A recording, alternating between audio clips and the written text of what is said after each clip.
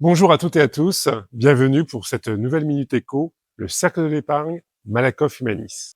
À l'ordre du jour, cette semaine, la situation des marchés financiers avec les espoirs d'une paix au Moyen-Orient, l'évolution du livret A, et puis la France, pays d'Europe d'accueil des investissements internationaux. Sur les marchés financiers, depuis quelques jours, les investisseurs veulent croire à la paix.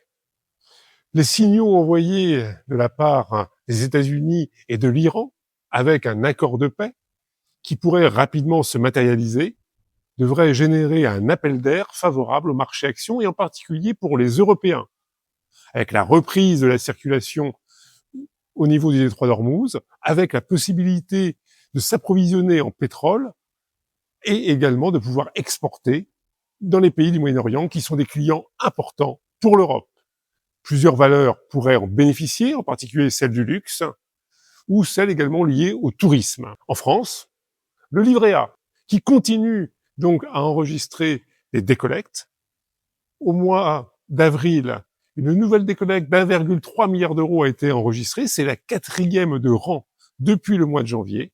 Cela témoigne d'un moindre intérêt de la part des épargnants pour ce placement, en particulier les ménages les plus aisés qui favorise les placements actions sur les unités de compte de l'assurance vie, mais également les fonds euros de ce même placement. Le livret A souffre de son taux de rendement. Il pourrait être amené à augmenter le 1er août prochain en fonction de l'évolution de l'inflation et des taux des marchés monétaires. Dernier point à l'ordre du jour, la France, qui a enregistré en 2025 un montant d'investissements internationaux élevé, le premier en Europe. La France demeure, malgré nos difficultés, le premier pays d'accueil des investissements internationaux. Mais il y a quand même un petit bémol.